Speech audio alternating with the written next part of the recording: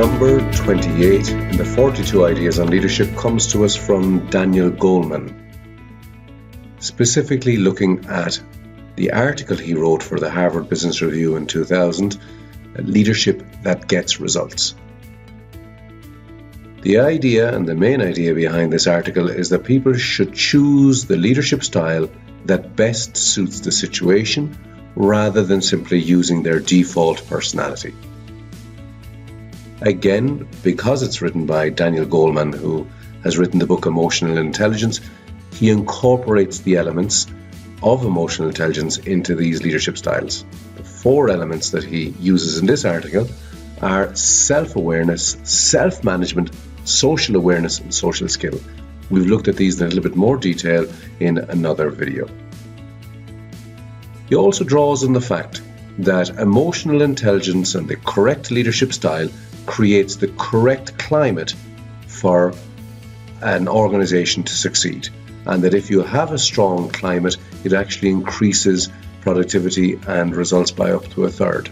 This climate is created through these 6 elements: flexibility, the responsibility, standards, rewards, clarity, and commitment. And together, these 6 elements, which are gone into in detail by McClelland in a separate article, these build a climate. Now, how do we build this climate? Through the right leadership style. Well, there are 6 leadership styles that Daniel Goleman talks about, and it's necessary to choose different styles depending on the situation. So the 6 styles are coercive, authoritative, affiliative, democratic, pace-setting, and coaching. He recommends that we use a combination of 4 of them: authoritative, affiliative, democratic, and coaching, and that we avoid, in the majority of cases, coercive or pace-setting. Now, let's look at these in a little bit more detail. The table is broken down in the article into these areas. That the leader's modus operandi means you need immediate compliance. So the coercive style it's almost like a bullying style. It's a little bit insensitive. It's very forceful. It's about taking tough decisions. And the problem with it, of course, is that it kills new ideas, and it doesn't take into account that people want to do more than just make money. So therefore, people feel that they're not really working for something greater than just orders. That means outside any situation that's not a crisis or kickstarting something new or with problem employees, it has a negative effect on the overall climate of a company. So it's not a great leadership style to adapt. The second style is the authoritative style. And this is the one that has the most positive impact on climate, and therefore it is normally the best style to adopt as a leadership style. It's about mobilizing people towards a vision. It's about bringing people with you. And what happens is you need a leader who's very enthusiastic and then creates this clear vision and then ensures that it's adopted at all levels. This means, because they've created a vision, it increases clarity, it increases the commitment of the employees and the followers. It gives clear standards of performance around that vision so people know exactly what they have to do to achieve. And it gives a certain amount of freedom to the employees and followers to innovate, to experiment, to take a certain amount of risks, because they know what the overall vision or goal is. So therefore, within that overall guiding idea, they're able to be relatively flexible and free to try new things. The next one is affiliative. This is a leadership style that builds harmony and emotional bonds. It's about people first, rather than the task or the focusing on results. It is about emotions, it's about keeping people happy and, as I said, increasing harmony. And it creates an atmosphere where people feel free to share ideas and inspiration, and as a result that increases flexibility. It gives freedom then to the people to do their job, and because people are receiving very positive feedback, it inspires them to develop. And it also creates then a feeling of belonging among the team members. The people who use this leadership style, or when people use this leadership style, it's because they're very good at building relationships between people. And they're also okay about expressing emotions themselves openly. The result of this leadership style is that it increases team harmony, morale, and communication. It's a caring and nurturing style.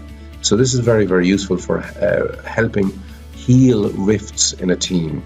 As a result, if there's been a difficulty in a team, it helps to heal that team, and it motivates them when there's a lot of stress or stressful and distressful situations. The next style, the democratic style, it's forging consensus through participation. It gets everybody involved. It's a listening style to what people think. It's getting people's ideas and buy-in from them, and it's very good at building trust and respect and commitment.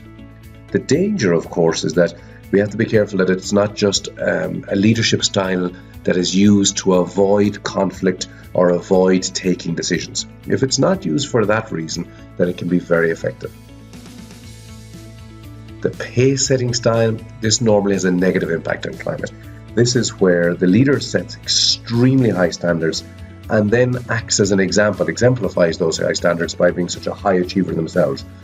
The leader is obsessive about doing things better and faster.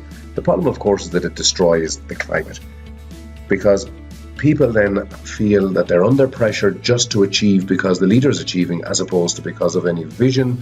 They feel that the leader is not worried about them or looking after their needs. Now, sometimes it can be okay. It can be okay with very self-motivated, extremely competent people with little need for direction. But in most other cases, because people are not getting feedback on how they're doing, because it doesn't help flexibility or autonomy, it's not a great system or a great leadership style for increasing the climate in an organization. The final one, the coaching style, well, this is about developing people for the future. It's letting people, it's acting, I suppose, if you're a leader, it's acting like a counselor rather than your traditional boss. It's coaching and it's advising the employees, and it's helping them identify their strengths and their weaknesses, and then developing them towards their long-term plans, their long-term goals. It means that you need a lot of feedback and regular feedback to let them know how they're getting on. And it also means then that the leader has to delegate to the employees, which can be difficult for some leaders. It requires constant dialogue, constant communication between the leader and the follower. It does, however, increase flexibility, and it does let people know how they fit into the overall vision of the organization, and as a result, it increases their commitment to the organization.